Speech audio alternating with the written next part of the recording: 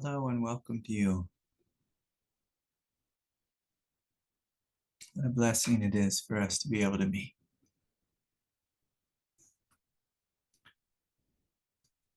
And so, the number of announcements that I just need to get through. The first one is we have our big retreat of the year coming up in a couple weeks at Kripalu. There's space for you if you want to come, so please come. My understanding is that there is still scholarship opportunities, but Kripalu has a really strict scholarship process or policy. So if you're interested in that, check it out on their website. But we'd love to have you any way you can come. Any way you can come. And the focus of this retreat is going to be on awakening the heart. And the heart is something that so many of us struggle with emotional pain and being closed down and trauma around the heart. And that really makes things difficult to progress on the spiritual path because this path is about love. And tonight I'm going to speak about that in more in depth. But I just want to really invite you. If you can make it happen, please come. And there's something so special about seeing each other in person. And I think it'd be wonderful if you could make it happen. Okay. That is July 14th through the 19th, 2024. Okay. The next thing is on our new Facebook page, Fully Human, Fully Divine Sangha. There's all kinds of groups that have formed and people who are meeting. And so please, if you're not a part of that, please sign up for it. And when you're signing up, you have to answer some security questions to make sure you're a real person and read the rules and everything. And there's like 10 people who signed up who didn't answer any of the questions and didn't read the rules. And, so I need you to do that so I can let you in the room if you're one of those people. I'm not trying to keep anyone out. The next thing is I'm going to need some help with social media. Social media is not my strength, but I would love it if somebody really felt called to come forward just as an act of service, just to help with the page and the moderation and all that kind of stuff. And I know social media gets so sticky and a lot of people have had their feelings hurt with, there's been a couple of posts that were removed and sometimes people are reporting on each other with the old, from an old post with the new rules. And, this is just the day we live in. And so, in theory, the social media page is about spirituality. It's about this Sangha. And right now it's really about the formation of these groups. And so, occasionally people post how much they hate Donald Trump, or how, the COVID lockdowns were a conspiracy or whatever. And, I don't care what your opinion is on any of that stuff, but it's just not the right place for it. Maybe Twitter or X is a better space for that. And so we really want to, ask ourselves, why am I here? What am I doing here? And one of the things that, I want to acknowledge is, I think someone in the group, and forgive me because I can't remember if I know this person or not, was trying to form a social hour. And I think that's a great idea, just a time for people to come together and talk and chat and become friends or just get to know each other. And so please, if someone could step forward and help Salzar create that group, that'd be really helpful. But we have this inquiry group on Fridays. We have a group of people who are working in the field of the vocation of spiritual teaching and healing, and that's hosted by Kyle. And so that group, I think Kyle's having to take a break till August because of the retreat and the traveling and everything. But that'd be a great group if you have any interest in serving. in any way. And again, I'm going to speak about that tonight. Let's see if there's anything else. Oh yeah, and the next thing is I thought it could be sweet for us if you simply come to satsang, or if you're struggling in any way, for us to do prayer requests, so you could say, hey, I'm really struggling. Like I get these emails all the time. People email me and say, hey, Craig, I'm struggling. Can you pray for me? And I'm always happy to pray for anyone, but I'd like to include you all in that, and to include you in the invitation. And so instead of me just sending out emails and praying for everyone separately, we can do it during satsang if you like. And so I will just put it out there. Okay, right now, anyone wants some prayers? And so 2 requests so far. Let's see.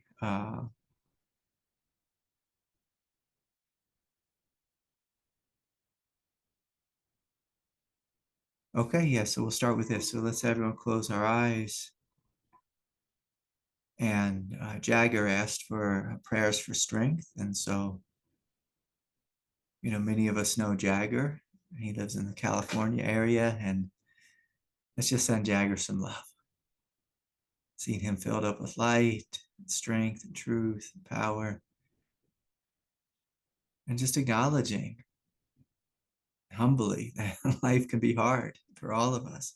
Matthew's coming forward saying he would like some prayers too. And so let us just see Matthew and Jagger in the highest light, being held in love and support and strength, and brought into absolute alignment with the truth. And then let's all do this. Let's just let's turn the prayer around on ourselves. Let's all of us invite this grace and this light to flow into our hearts and into our bodies, bringing us into greater alignment with the truth, with love, with happiness and joy. Okay, and so let us just continue to breathe and sinking into our hearts, finding, discovering our innate goodness. As we call on the Divine Mother to connect us more deeply and fully with our innate goodness. Sometimes on the path or during the week, we get knocked off course or we get confused. And so let us invite this goodness, this light, and this love to reawaken within us and establish itself as the central mover within our consciousness. So breathing in and breathing out, and just noticing if there's anywhere in your body that you need to relax and let go, or need any support in any way. And we'll pray for Robbie. Robbie's asking for prayers for clarity. And so, oh, Divine Mother, we ask you to clear Robbie's mind, of any discursive thoughts or anything that is untrue or anything that is foggy, bringing him into clarity, into awake awareness, the deep, heartfelt connection to his big, beautiful heart. And so again, we can take that prayer for ourselves as well, if we're feeling it. And again, just softening a little more fully throughout the body, relaxing and letting go.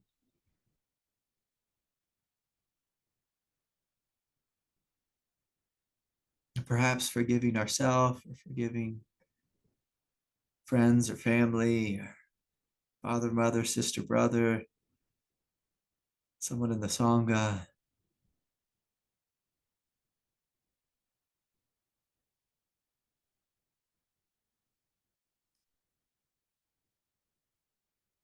Trusting in love, opening to love.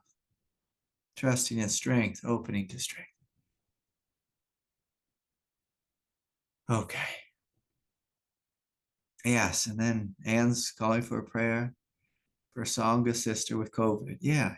And so whoever in the Sangha has COVID, we ask that that is cleared out, that you're healed swiftly and quickly. Anyone who's struggling in any way, We send you love. And so we open our hearts, we give love, we receive love, we stand in the truth. Okay. So you can open your eyes. It's so beautiful again to be with you. I welcome you here into this space. All right. I want to talk about something difficult tonight, something messy. I want us to talk about human desire. And so just to start off this conversation, Satsang tonight, and I want to paint a picture of myself this morning. So I got up early and, my wife said, hey, I want to go to church. And I was like, okay, great. Like I'm ready to go. But my little girl, she's had a late couple nights. And so she was sleeping in. She slept through church. And so I said, okay, we can go to the 10 o'clock mass. And yesterday, as many of you know, was my birthday. My wife cooked me a cake, baked me a cake. And we have trouble at my house with cake. Just like everyone's eating that cake. And I'm like, I'm the birthday boy. Save some of that cake for me. Like, save some of that cake for me. Don't all you guys eat all the cake. And so this morning, my wife had a little piece of cake. And then I found myself cutting a piece of cake. I'm looking at the clock and I've got like 3 minutes to get to church. Luckily, we only live 2 minutes from the church. And cramming that cake in my face, like stuffing it in there. I'd like to see some smiles from some people who want to tell you I'm stuffing cake in my face. And so I'm just stuffing cake in my face, trying to run to church. And you don't have to all be so solemn, and I'm like, oh man, that cake's good. I'm going to get another piece. I got another piece of cake and I brought it out the door, tried to eat all this cake, just get it all crammed in my mouth before I go to church. And, like this great question on the spiritual path. This great question. It's a very simple question. What is the truth? What is the truth? And I like this question. What is the truth? Alongside, and what am I doing? What am I doing on this spiritual path? What am I doing? And when I was young, I was with my teacher. And my teacher, he was celibate. Like he was celibate, even though he was married. His wife, she was a nun for many years with Father Bede in India. But so the two of them, they lived together in a celibate lifestyle, and they had me as like the primary student who lived here, them in Durango. And my teacher, he was a proponent of celibacy. And celibacy is probably one of the most difficult things for a human being to do. It is especially difficult if you're 20 years old. And that's what I was. So I was celibate between like 20 and 22. I'll tell you a funny story. Shortly after that, I had a child. So shortly after that, I had a child. And so I don't want to go into the darkness of the Catholic Church with their teachings on celibacy, but you see, it doesn't work. It doesn't work. And, I've been to countless ashrams and studied with great gurus who are celibate. And then later on, after studying with them, I've come to discover, oh my God, like they had these massive scandals with children. And it's just like, this is just horror, absolute horror. And so in ancient spirituality, the way to deal with sexual desire was to not engage, like to not engage at all. And like when I was in India, we'd go to a big ashram, and when I say we, I mean me. I would go to a big ashram, and there might be 10,000 people there. I went to some ashrams where there'd be like 20 and 30,000 people there. And it's very simple. The men were on one side and the women were on the other. It's just like, if you're a guy, you're sitting with the dudes. If you're a lady, you're sitting with the ladies. And that's just how it is. I don't know if it's still that way now, but that's how it was. That's how it's been for thousands of years. And it works to some degree. And then, of course, it doesn't work at all to another degree. Like when we look into the shadow, when we draw a big line in the sand and say, I will not engage in this activity. Because it's a problem, because we have an animal body. We have a body, in a sense that's designed to procreate. And beyond that, just like in the study of psychology, we have a body and genitalia that's designed for pleasure. Like, like I don't have to tell anyone this, like it's a pleasurable act. And beyond it being a pleasurable act, we have this great force, this great instinct behind us that, wants to act. I'd like to say act out, but let's just say act in this way. Sometimes it's acting out. A lot of times it's acting out. And just some reflections I had when I was young. I found that I made this rule, and I was pretty good at it, like during the time frame where it's like, okay, like I'm not engaging in this in any way, in any form. But what I did notice was, I was actually in college at this time. Again, terrible place, try to be celibate. Terrible idea. But there was times, I'm in college, and I went to like this little hippie kind of school, when I would see, oh, look, there's a hippie pretty girl over there. And I just found myself just walking in her direction, maybe sitting close to her, maybe beginning to have a conversation. And, the question, like if we come back to it, is, Mr. Holliday, what is the truth? And what are you actually doing? What are you actually doing? What are you doing? Are you looking for trouble?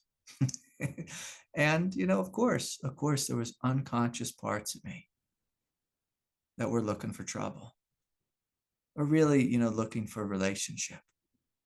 And depending on how you look at it, that's either trouble or a sign that, maybe celibacy is not the best thing for a 20-year-old male. Maybe this isn't the right thing at this point in my spiritual journey. But anyways, I don't want us to psychoanalyze Craig here. What I'm going to invite us to explore is, as we get together more often in these groups, I want us to look at this topic of desire and karma and creating a safe space. Because there's actually a number of women who emailed me this week, actually the last couple of weeks, about the need for creating safe spaces. And even, on the Facebook group, some people were writing, I would love to be a part of a safe space. And the problem here, we all know the problem, but I'm just going to say it out loud. The problem that we've discovered is most spaces, if we're going to talk about desire, most spaces are very safe for men, not always so safe for women. And me just being a father of all these girls, my girls, they love me, but they don't always understand me. Because sometimes, like, my little girl's like, hey, I want to go over to this friend's house. And she's got a daddy who's like, nope. Like, nope, you're not going to go over to that place. You're not going to go over there because it doesn't feel safe to me, the daddy, in reference to my little girl. And I'm not going to let her go over there.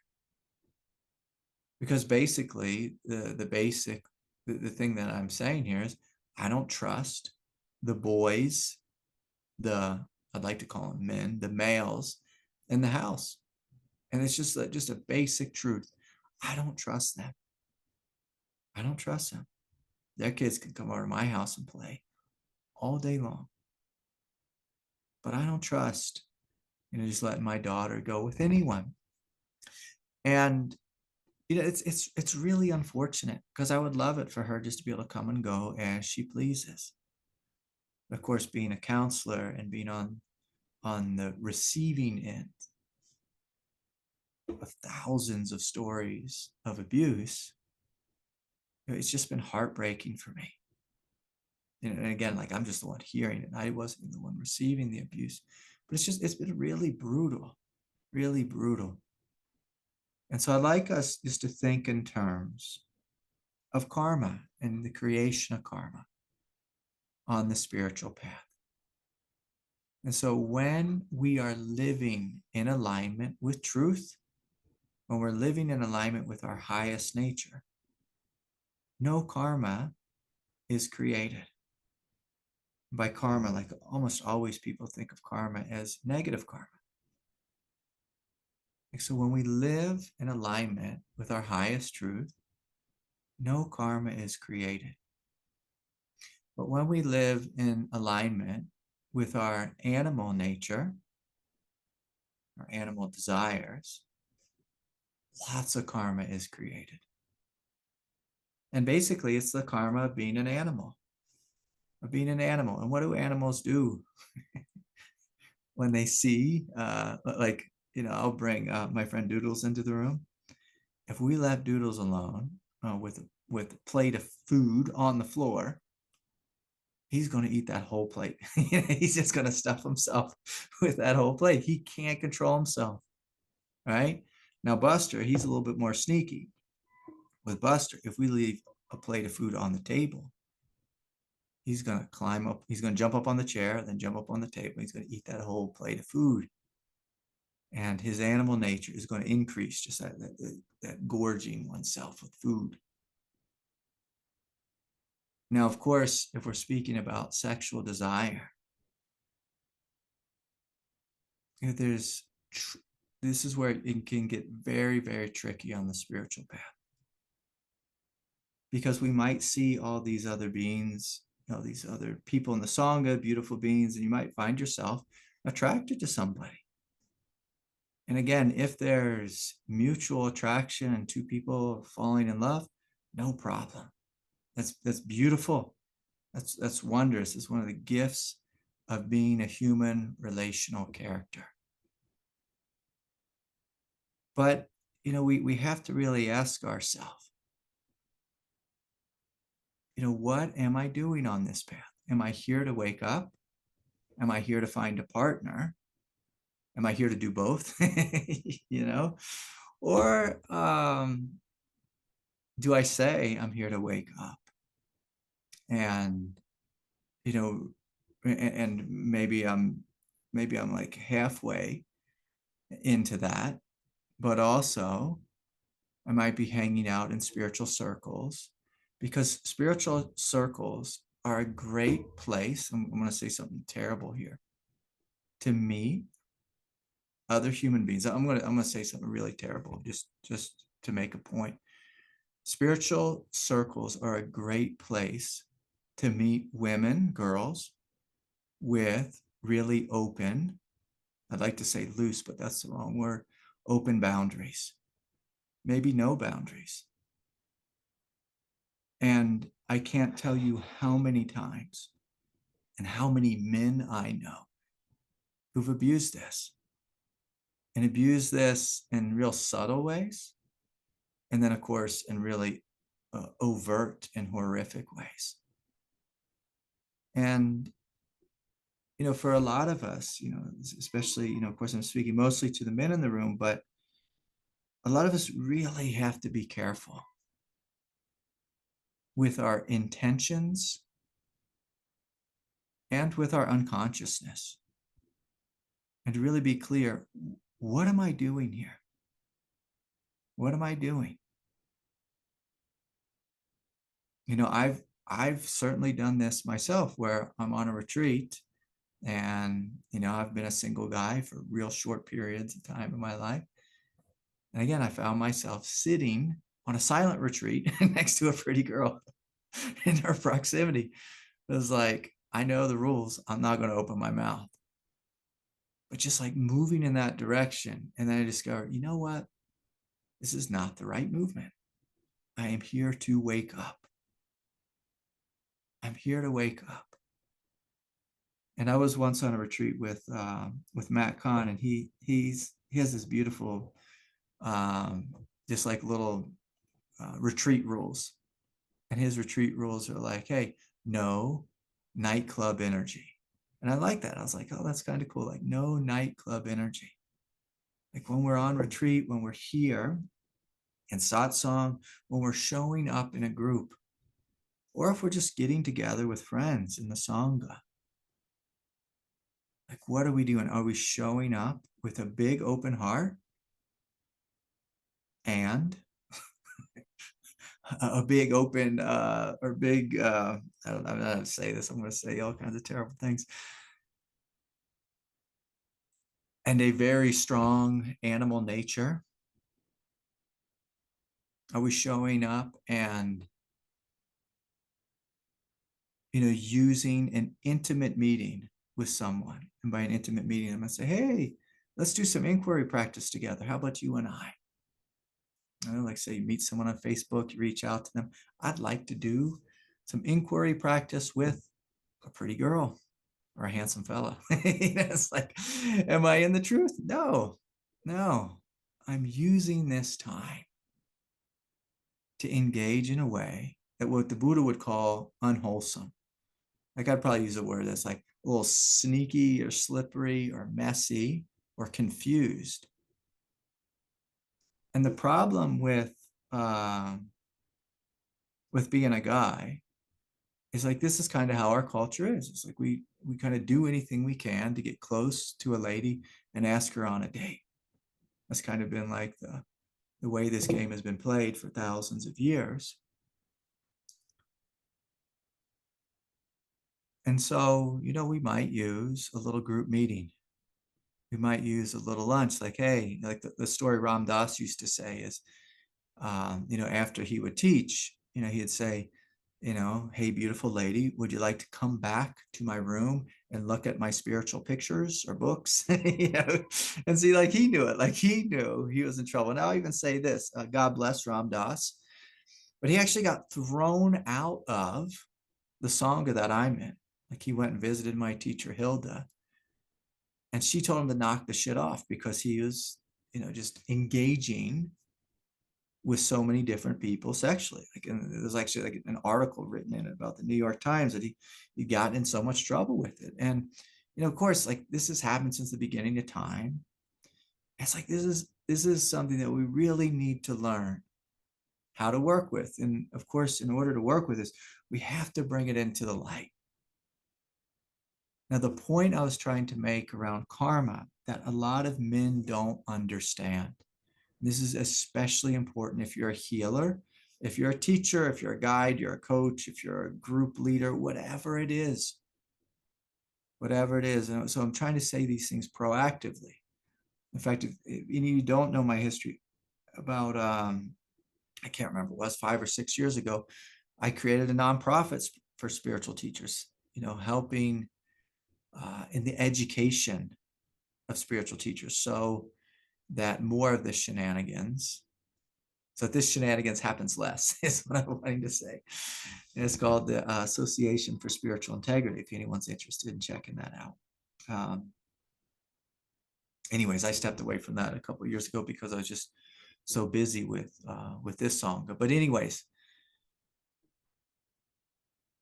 the major problem that most people don't understand is like, maybe we're working with someone and we see, oh my God, like they're so beautiful.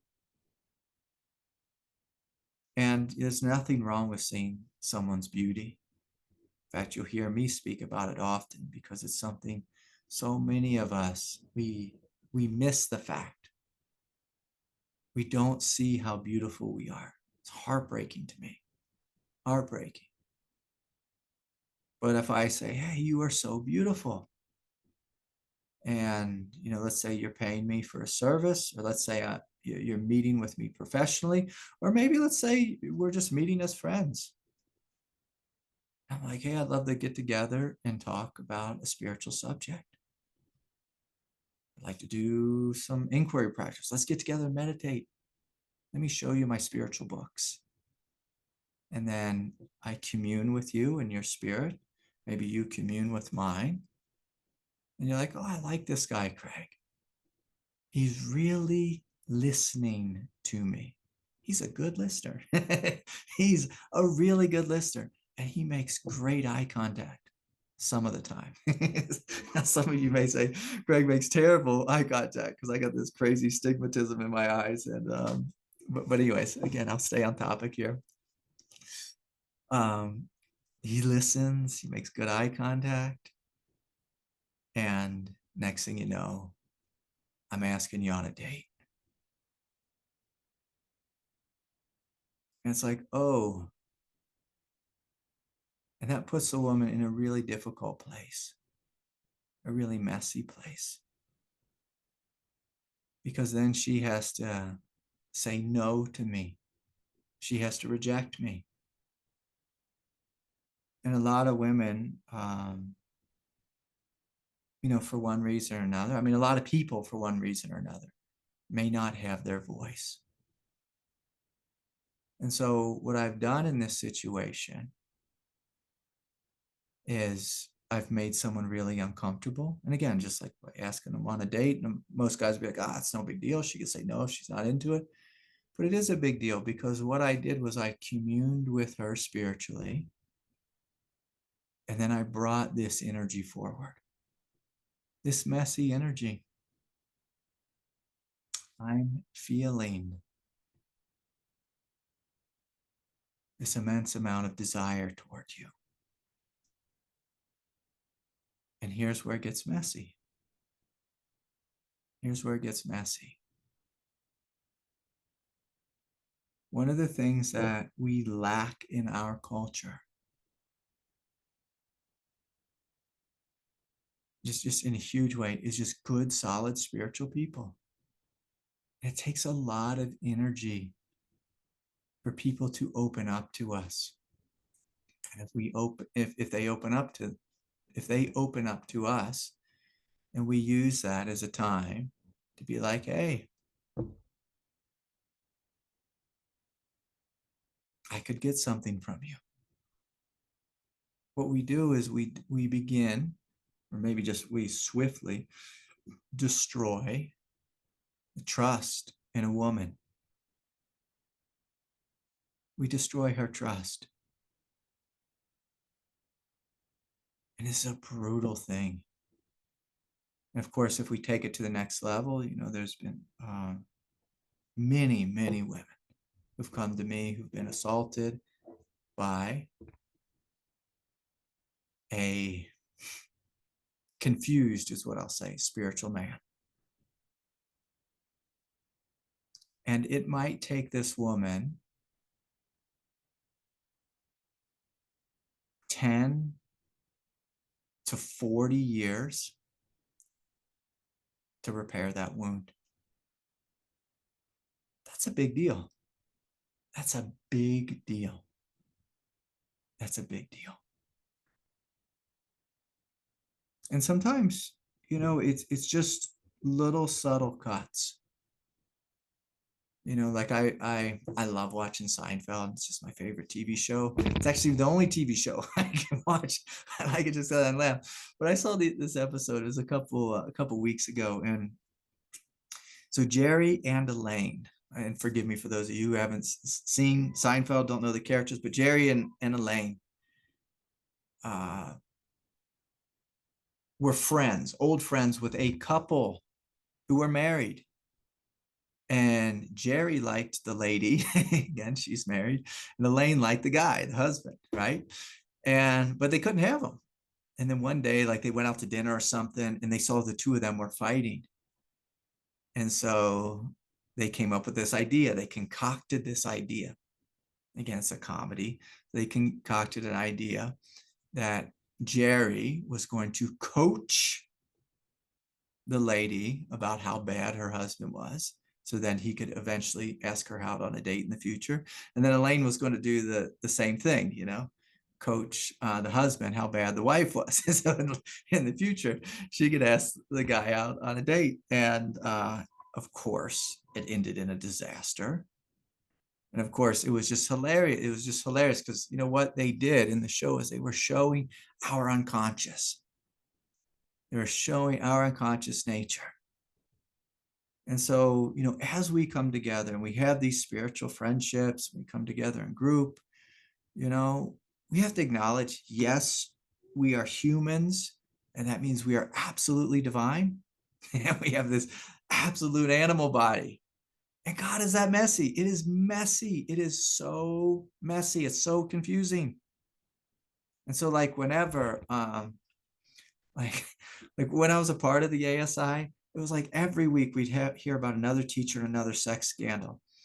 And in the beginning, I was really shocked. I was like, and that's why I created, that's why I was a founding member of this professional organization. But at the end of my time with the ASI, I wasn't shocked at all. I was just like, oh yeah, of course. I could see that. Oh yeah. Oh yeah. Oh yeah. Oh yeah. Oh yeah.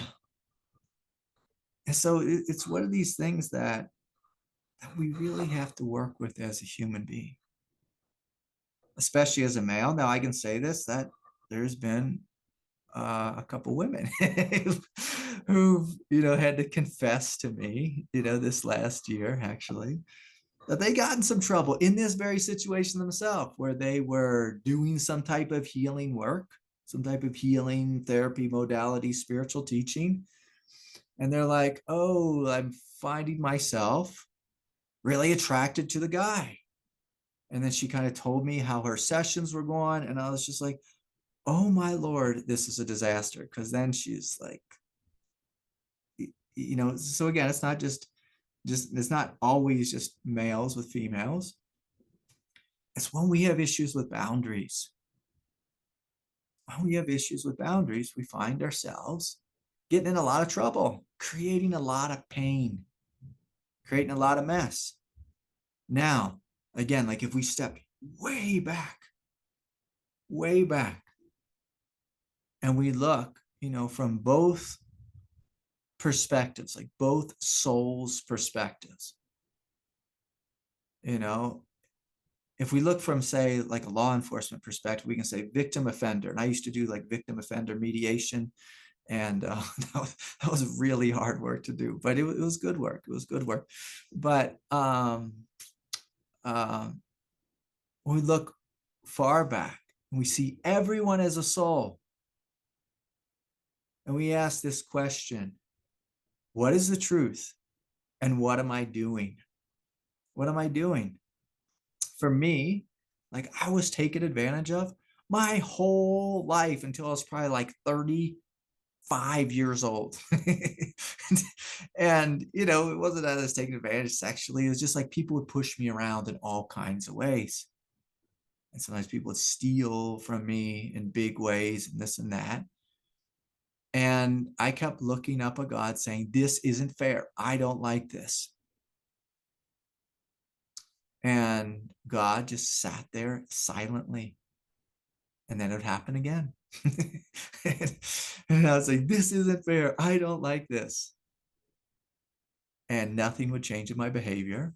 And then it'd happen again. And at some point I had to ask, like, what is my part in this? What is my part? And my part was that I didn't have a no in me. I said yes, or I remained silent. Anyway, anyone wanted to take advantage of me. And again, like I've told this story too often, but like I've had people steal tens of thousands of dollars from me. And this is what I did. I looked the other way. I looked the other way. And boy, is that expensive. Boy, is that expensive. Boy, was that an expensive thing.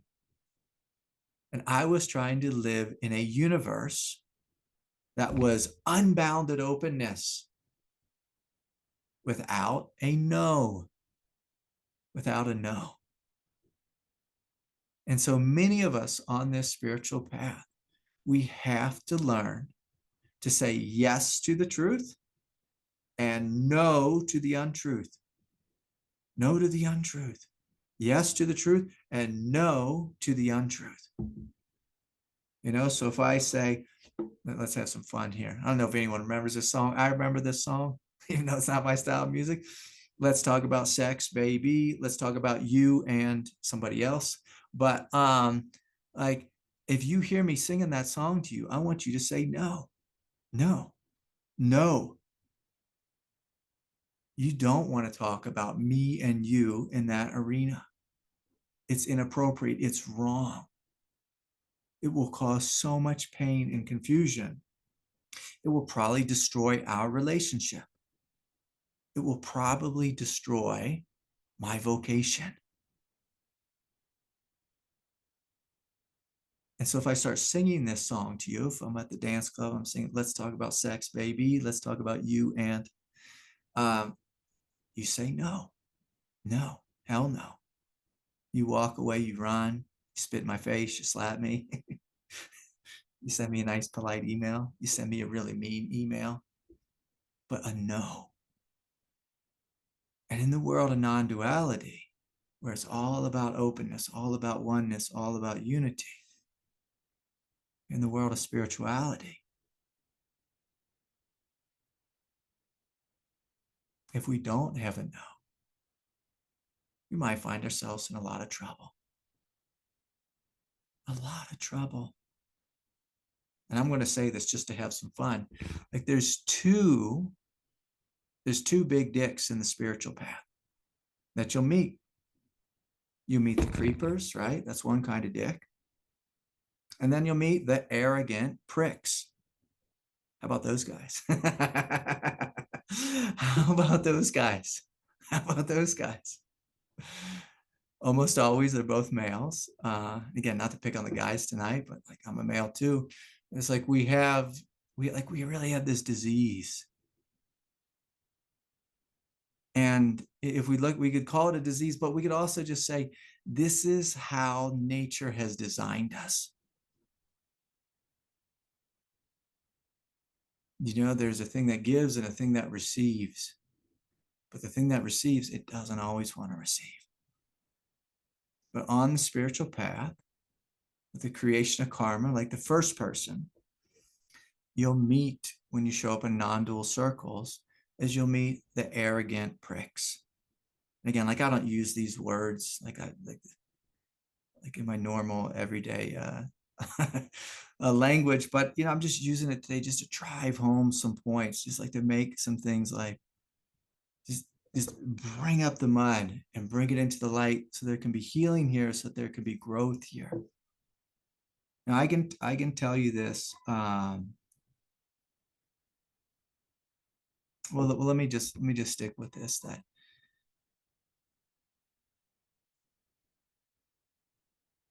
on this path, we always want to have this conversation of what is the truth? What is the truth? What is the truth? The problem with sexuality is the sexuality, this energy of sexual desire. It's very similar to Kundalini in that it comes with great force, great drive, and can take any man, dangle some fruit in front of him. And it's like, oh boy, Bill Clinton, oh boy. It's like Jeffrey Epstein, like, how many people, like how many people are on that list? It's like, oh boy, oh boy, oh boy. Now listen, if we have a partner who you love, who you adore, if you're in a long-term committed relationship, I'm like, oh boy, eat as much cake as you want, have a great time, enjoy it, explore, get messy with each other. But, that's in a long-term committed relationship. That's two people who've committed to each other. But on this spiritual path, we just have to ask ourselves, like, what am I doing? What am I doing? What is this path about? And, I can tell you this, like, even like I've been to yoga classes before where it was like, I'm going to, just like, even just like the yoga pants movement. It's like, ladies, what the hell's going on here? Like, oh, I just like these pants. I just feel good in them, and this and that. It's like, okay, all right. You don't want to see me in yoga pants. Right? Like, I don't think anyone wants to see me in yoga pants. But like, with um with yoga, I can remember like when the first time people started putting their yoga pictures up on Instagram. There's this little fight in the yoga community. And there was this lady, I bet you I still remember her name, Brianna Smith, I think her name was. I could be wrong about that. But she posted a yoga video of her doing all these sun salutations and everything in lingerie. And she was saying, I'm just expressing myself in all kinds of whatever way she was saying. But boy, she got 10 million views in that first 3 days. And the yoga community was on fire. It's like, what is this practice about? What is this practice about? Is it about girls being anorexically skinny and looking super hot in super tight pants? Or is it about opening and surrendering and letting go and coming here as you are? As you are. And I used to go to yoga festivals. I've taught at a couple, but I used to go to yoga festivals a lot when I was doing tons of yoga. And I can tell you those nights at the yoga festivals, it was like, I don't know what y'all are doing. Me, I was always sleeping on the mountainside, over in Telluride, camping out somewhere or going back to my hotel room alone. But, there was all kinds of funny business and hanky panky. And it's like, are we here to do yoga? Or are we here to drink wine and mess around and act like we're sophisticated? What are we here to do? What are we here to do? Like, what am I actually doing here on this path? And it's always a great question. And, it's a question that, one of my teachers, Ajashanti, he does this fun thing if you go on retreat. I mean, he used to, it's not teaching anymore, but where the meditation starts, let's say at 7 p.m. exactly. If you're not in the door in your seat at 6:59, then the door is locked and you're staying outside. You don't get to meditate with us. And he said, it was heartbreaking, to see the people outside, but he wanted to give people time to reflect on what their priorities were. What were they doing with their life? Meditation starts at 7. If we come at 7:05, because we need to stop at Starbucks and get our coffee or get our tea just right? Do we need to bring our 10 cushions? Were we chatting or gossiping with someone? Were we sleeping in? What aspect of our animal nature was leading us? Now, for me, like, I hate rules. I hate rules. I'm terrible at enforcing rules. I don't want anything to do with rules. But when it comes to protecting women, I want lots of rules. And our first line of defense is our own conscience, where we ask ourselves, what's the truth here? What am I doing? What am I doing? What am I doing? What am I doing on this spiritual path? And this is something, again, like, please, I don't want anyone here to think that I'm speaking from some high horse, like I'm a saint or anything. I've gotten in so much trouble in my life in relationship, so much trouble. I woke up on this path through insane encounters, insane relational encounters, just high drama. chaos and confusion. And so please, I don't want you to feel any judgment, but what I would like is discernment so that we're not creating unnecessary pain, unnecessary karma. And sometimes, it's just little slippery things, little slippery things. Like, oh my gosh, I see that you are suffering, young, beautiful woman. Let me help you out. And while I'm helping you out, maybe I'll ask you on a date. It's like, I see you're just right fresh out of a terrible relationship. And I'm going to coach you about grieving. And how about I ask you on a date while you do that? And if I do that to you, you won't trust me. You probably won't trust any guy in the near future. In the near future, it'll cause pain. Cause pain. So like if we're like do the Jerry and Elaine move, which I love it. I love it because it's classic. Because like a lot of us aren't getting in like crazy trouble, in this department. So it's just a little bit of trouble. Just a little bit of trouble. And as human beings, like of course we need to forgive each other, right? Of course, there needs to be room for us to grow, of course. But also there's things when we know better. Like I got this little girl, but my wife actually just cooked another cake, just another cake because we all, plowed through that first one. And it's sitting out on the counter and it's cooling. And my little girl, she's walking up towards that cake and it's bedtime. And I'm like, Ani, don't touch that. And she's like, huh? And I'm like, Ani, don't touch that. I'm like, Ani, don't touch that cake.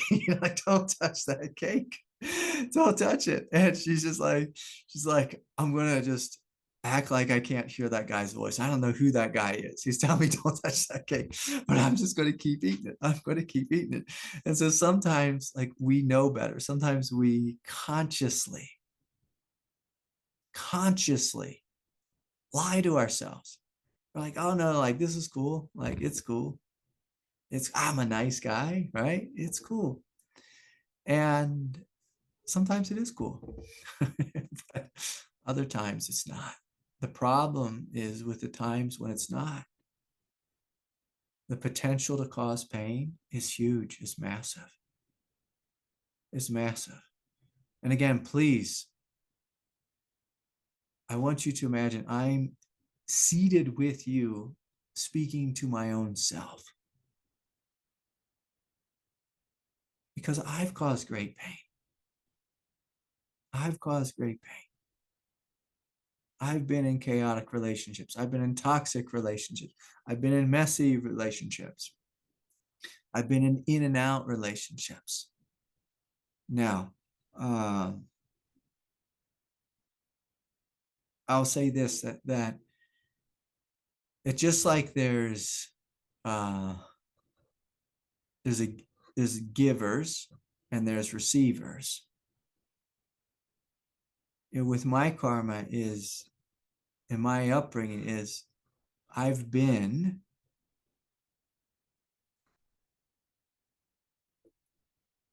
I'm trying to formulate a way to say this correctly. I've never liked being pushy in any way.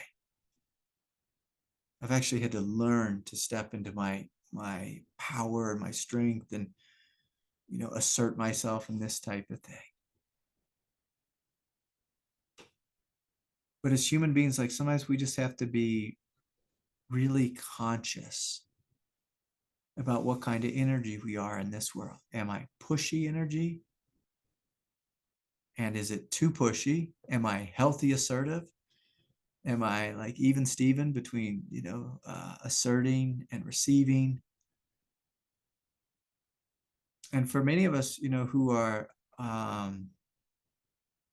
more complacent, we have to come forward. We have to learn how to say no and speak our truth and speak up for ourselves. And for others of us who've been more on the pushy end, it's like, we have to learn to read the room and read some signals here and see like, like, do these people want what we're giving them? Like when I was a little kid, I had this friend. I liked him like a little bit, but he would get me over his house. He'd push me and he'd say, I want you to, come hang out and skateboard with me. I'd be like, okay, man, I'll skate with you. And then he's like, I want you to hang out all day. And I was like, I don't really want to hang out all day, but okay, maybe I will, just to keep this kid happy. And then he's like, I want you to call your mom right now and tell her you want to have a sleepover. So I'd pick up the phone, I'd call my mom right now and say I wanted to sleep over.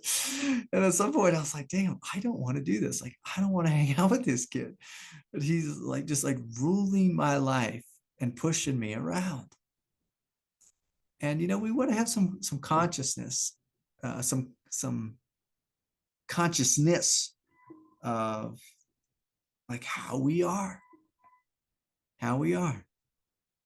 Like with my wife, I'm always supporting her to speak up and say what she wants. Because she doesn't. And with my daughter, she just takes what she wants. My youngest daughter. And so she has a pushy spirit about her. Like she's very, very assertive, very proactive. Unless you meet her for the first time, then she's super shy. But anyways, and so, these are things for us to look at within our own self and say, like, again, this basic question, what's the truth here? What's the truth? And how am I showing up in the world? How am I showing up? Am I showing up as, what the Buddha would call an aggressor? Or am I showing up? Or I'm actually too open and I'm a wet noodle. And I'm a wet noodle. And I can't tell you, and again, like, I hope no one takes this talk the wrong way. I hope I'm not being too crass tonight. But I have had a high percentage of wet noodles who showed up in my office who were preyed upon. And you could actually see this in a group. Like if you, like, let's say we go to Saturday night kirtan at Yoga Fest.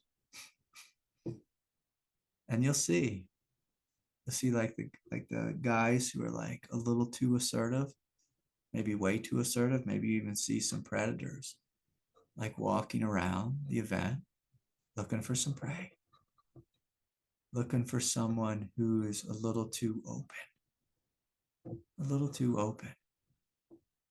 In fact, I've God, this is such a terrible subject. I hate speaking about this, but there's been a number of times when I've been to events where women have actually clung on to me to protect themselves from predators in the space. And it's just heartbreaking. It's heartbreaking. I was showing up wanting to chant some Hare Krishna. And instead, I'm having to protect some women from some creepy guys. And it's just unfortunate. But this is the world we live in. We live in a world where we are evolving out of animal nature and into divine nature. And with animal nature, again, it's like there's a predator and there's prey. There's predator and there's prey. And what I'd like for us together as we meet together more often in groups, as we're doing this, as we show up to the social hour, like whenever that is, and we come together in a way where we can create safe spaces where men and women can meet, or just people with whatever orientation just can meet, can come together and feel safe. And before we open our mouth and say, um, I say all kinds of inappropriate things before we open our mouth and we say, something where we move it into the romantic department. I'm going to encourage you just to wait, and maybe wait a little bit longer, and wait a little bit longer, wait a little bit longer, wait a little bit longer, and just see, like, do I need to speak this? Like, you wouldn't want me to speak every time I have a sexual desire. The same way you wouldn't want to hear me talk every time I have some grumbling hunger in my stomach. And the way the Buddha taught about this was just saying, like, just don't touch that. Just don't touch that. And so, in any healthy human being, sexual desire will arise, and it is not wrong. It is not bad. It is not dirty. But what it is, it has a potential for enormous, enormous danger, enormous karma. And I can tell you, I've created lots in that department, lots of department, with a select few individuals, a select few. I was never a big dater or anything like that, but just, you know, I got in all kinds of trouble, and the people I was with created all kinds of trouble with me.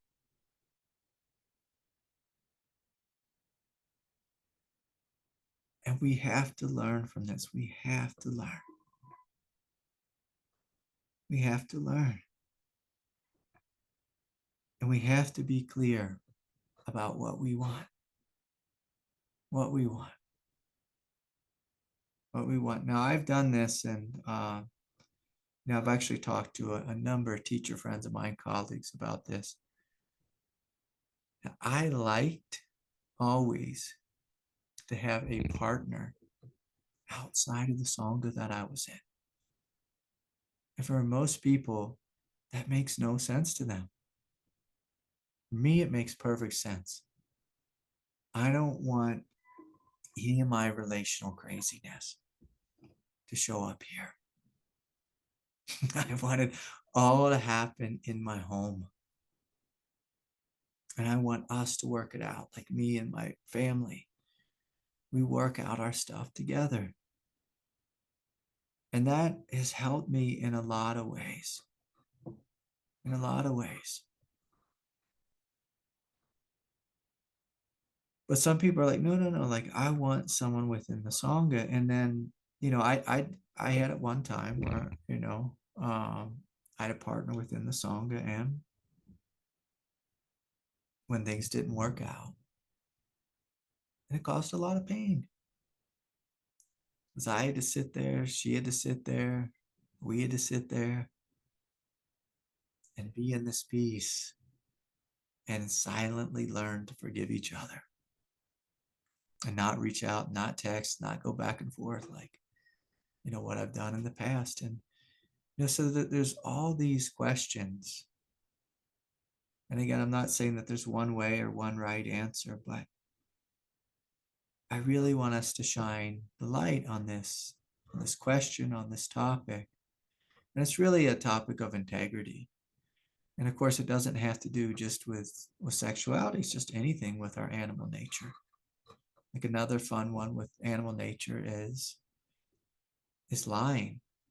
Because as animals, when we lie, it's a form of camouflage. It's so that we are not seen, in theory. What's hilarious to me is when someone lies and I know they're lying, and they obviously know they're lying.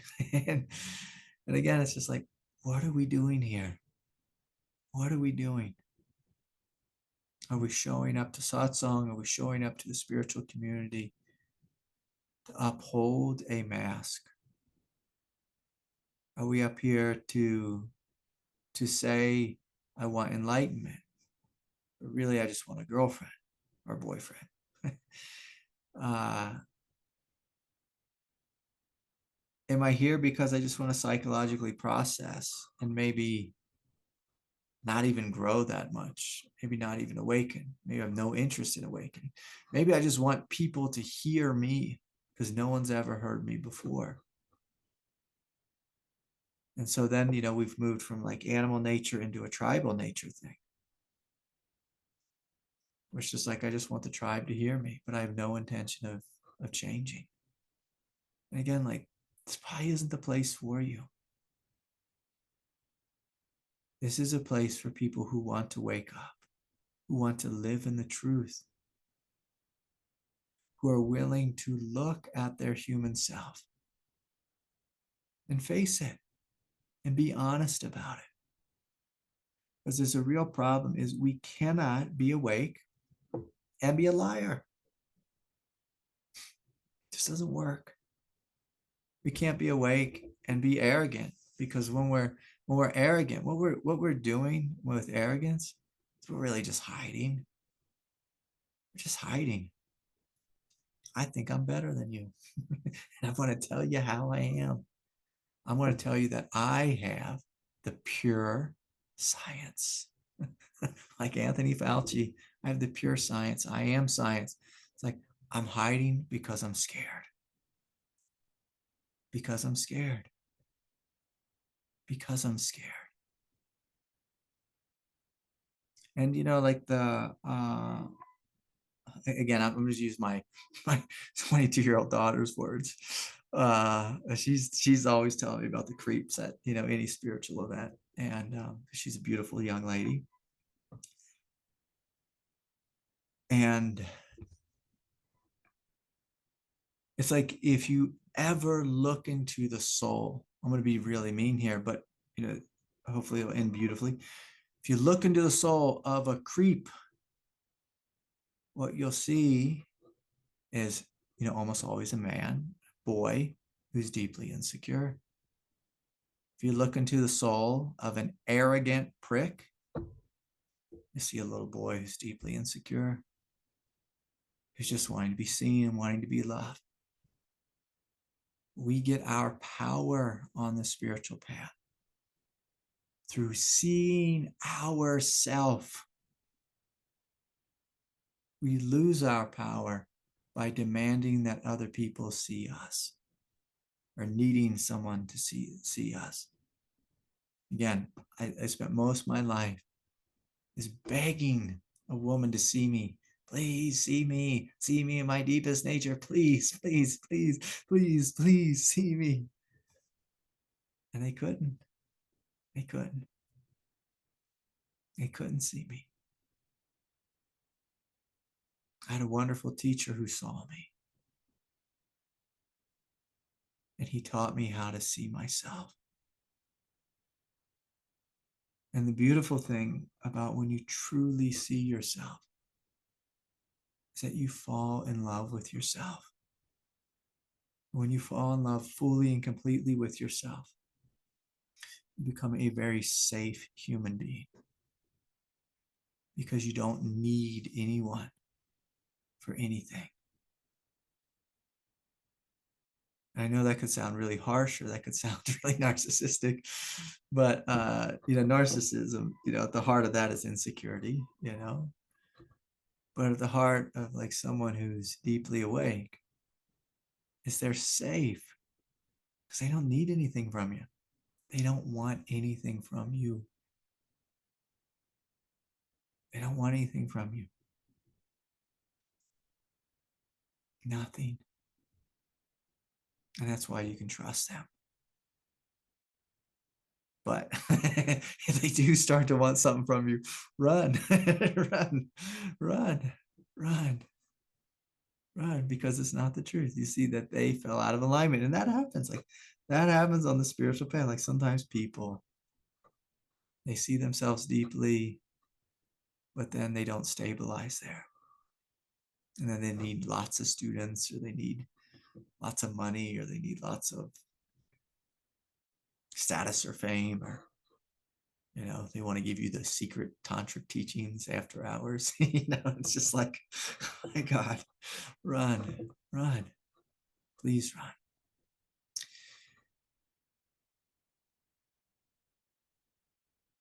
And so this whole question, I don't like us to think about karma in terms of like, well, if you do something bad, bad things will happen to you.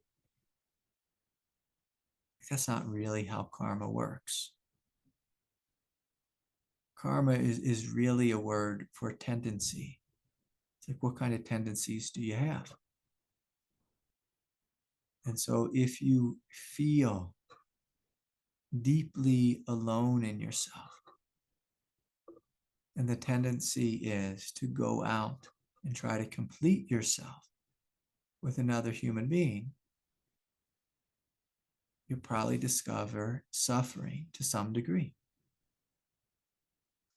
If you're lucky, you'll experience suffering to an enormous degree. I had an enormous degree of suffering because when you have an enormous degree of suffering, it gives you an opportunity to stop and turn around and look. What's at the root of this? And what is an actual solution? And like with Tinder, the solution is, let's just keep dating. Let's just try to keep filling ourselves with somebody else. On the path of spiritual awakening, we don't try to complete ourselves through sexual union with another human being. We complete ourselves with a recognition of our own divinity. Now, I will tell you this, just so that I'm not trying to sell everyone a story of being a celibate monk, because again, that creates a whole enormous other shadow. But when you love yourself fully and completely, and you know yourself fully and completely, and you consciously choose to engage with another human being romantically, and they consciously choose to engage with you, and we're both showing up to give, something beautiful is created. Something beautiful is created. And if we're two consciously awakening human beings and we're not fully awake yet and we don't fully know ourselves, our partner's job is to support us in loving ourselves and knowing ourselves, respecting ourselves and honoring ourselves. Whereas culturally speaking, I think that most of us, we engage in relationships so we can get. And if this is our karma, like if this is our tendency, is that we engage in the path, we engage in relationship, we engage as a teacher, as a guide, as a therapist, as a healer, as a body worker, as a cranial sacral, whatever, to get. We're going to find ourselves in a lot of trouble, a lot of chaos, a lot of confusion. We're going to create great pain for ourselves, but more importantly, we're going to create great pain for others. And one of the things that my teacher often looked at me as is he said, Craig, you are a representative of the divine. And when I was seated in meditation and I was showing up and I was being a great student, a great leader, and giving in the Sangha I was within, I felt great. But when I was a train wreck, and he would say, he would remind me, Craig, you are a representative of the divine here on planet Earth. I was like, damn, I'm a terrible representative. I'm spreading chaos and confusion. This is not the way to be. It's not the way to be. The greatest gift my teacher gave me was that he was a man of great integrity. Great integrity. Great integrity.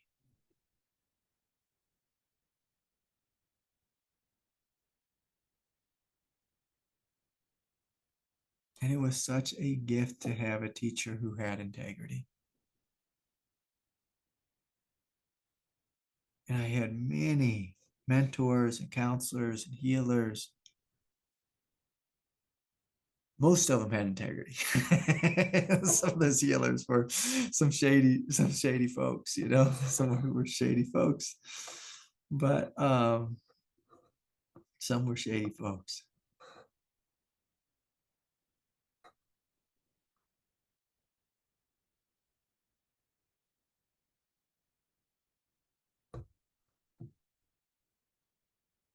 And fortunately for me, I had enough strength that when I was meeting with someone, you know, like when I was on the receiving end, I was paying them, and I saw they were out of integrity.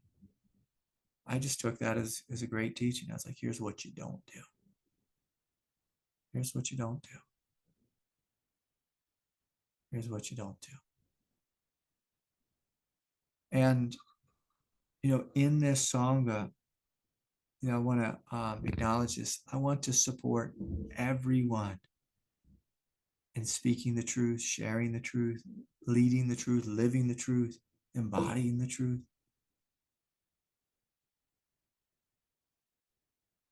But there's something like extra serious that happens when we show up and we are a beacon of light.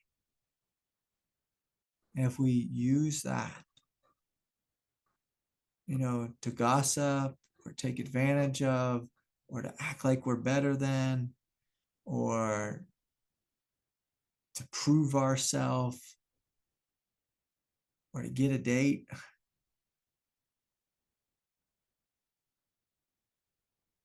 we can cause a lot of pain because of the fact that it's supposed to be a safe space. Because it's supposed to be a safe space.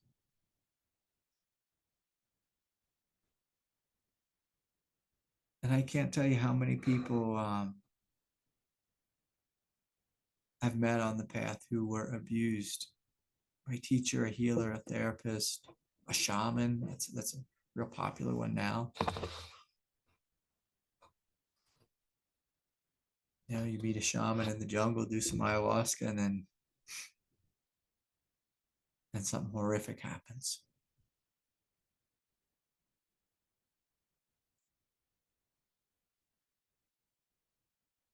And that pain, it's an extra layer.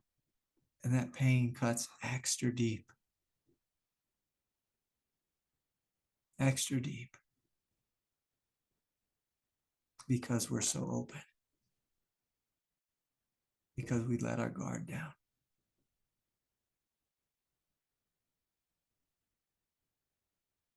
And this is just something that we all need to be radically honest about on the path.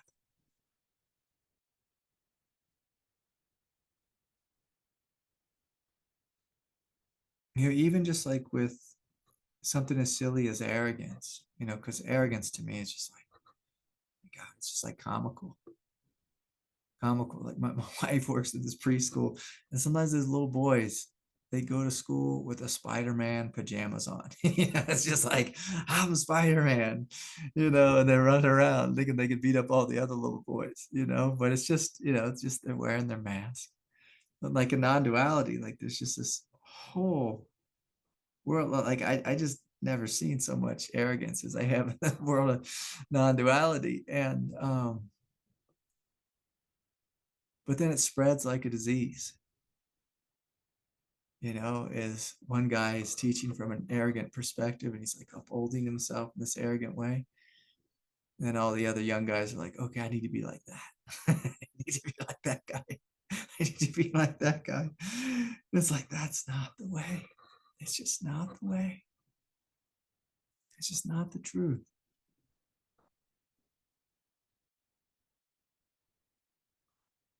Is this we're in this world where we're going to learn, whether we like it or not, we are going to learn how to be radically open and discerning, and also having this strength here of Buddha nature, having our voice, you know, our throat chakra would be able to say no from our gut, connected to our power, or yes, because sometimes yes, I'm leaving now. No, no, don't touch me, get out of here. No, I don't want that. And so we have to be really open. We also have to honor the fact that, God, we have these bodies. We have to protect these bodies. We have to love these bodies. We don't want to let anyone take advantage of these bodies.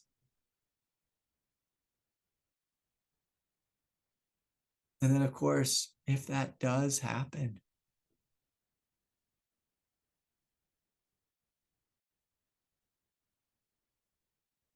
like if we are on the receiving end, let's just open it up to any kind of trauma. Our body's been abused in any way. The ego will tell us shut down forever. It takes great courage to open again, to grieve, to find your power, and then we forgive. Then we forgive. But it's important that we don't put the cart before the horse. What happens to those of us who are too open, who forgive too readily, the abuse tends to happen again. But if we find ourselves in a body that has been abused, it's important that we grieve and express our anger and discover our power. And then if you keep walking on the path, you'll find that forgiveness is a natural thing that comes forward. That comes forward. And if you find yourself, as as an offender, as an abuser, as someone who created karma, it's important to be deeply honest, to have appropriate remorse, to put massive boundaries around one's behavior so it doesn't happen again. And only then do we forgive ourselves. But I can tell you that some of my best arguments I've had with God when I was being celibate was the world you created is wrong. It's just wrong. There should not be a thing called sexual desire. It should not exist. And I lost that argument. I lost that argument because it is a thing that exists. And again, in the context of a healthy adult mature relationship, it can be so beautiful and wondrous. But outside of that, it can be absolutely dangerous. Absolutely dangerous. But ultimately, I don't want anyone here to walk away feeling shame. But I would like for all of us, wherever you're at on the path, it's like we've all told lies before, like that's an easy one to find. And so we don't have to be, I'm a bad, dirty sinner, we can acknowledge, we can ask, why did I lie? Why did I lie? You can ask, why did I engage or chase, women or chase guys or whatever it is? Like, why do I do that? Why? Is there any truth in it? What do I actually want? What is the truth of my human experience? Not what's the truth of my desire, not what's the truth of my animal nature, not what's the truth of my emotional nature, not what's the bullshit way I spiritually uh, the bullshit way my ego co-ops spiritual truths for egoic desires. Like that's a great one. Like that's what Ram Dass was saying. He's like, come back to my room. Let me show you these spiritual pictures of these different gurus. Like, let me show you the gurus. So his ego co-opted the truth. Co-opted the truth. And like he could laugh about it. He could laugh about it as an old man. Like he could laugh about it. That's a good thing. And so for me, like when I was trying to be celibate, I was just arguing with God, like, this isn't right. I shouldn't have this desire. Desire is wrong. It's like, no, We have an animal body. Desire is here. But how do I work with it? Do I stuff my face with cake on the way to church? Is that the way I deal with it? Is that the way I deal with it? No, that's not the way.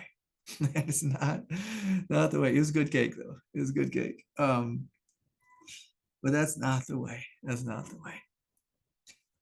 So I'm going to invite us, just to play with this. Like, what's the truth? And so, let's all close our eyes and really breathing into yourself. If anyone wants to yell at God, now's a good time to, like, why'd you give me this body with all this desire? Whether it's for food or sex or for drink or smoke or, we're afraid and we justify or lie or uphold ourselves or hide. I want you just to smile. See if you can find a place where you smile at the human body, the human nervous system, the human consciousness. Smiling at it, smiling with it, forgiving your humanity for being human,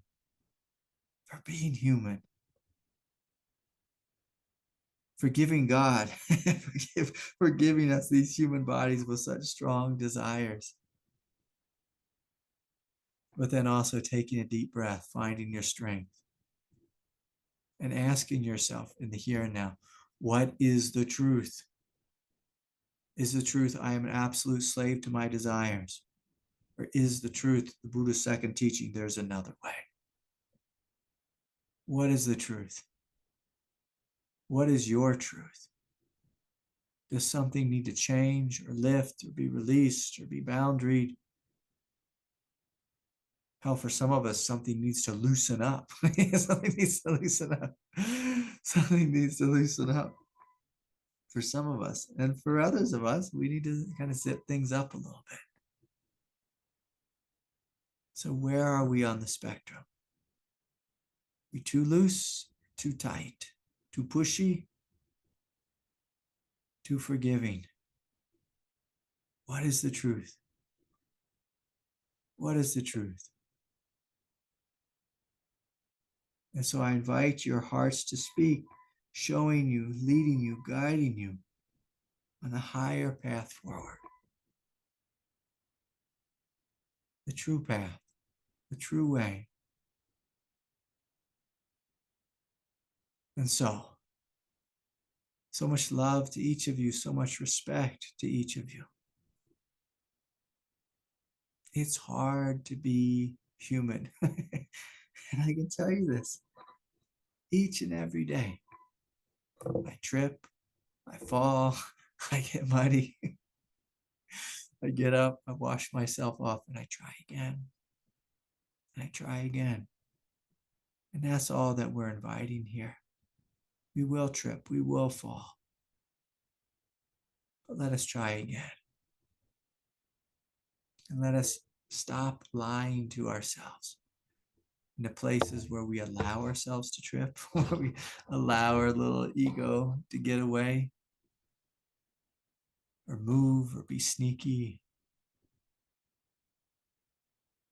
Let us bring it all into the light. So together we can grow, we can evolve as a Sangha. So that this can be a safe space.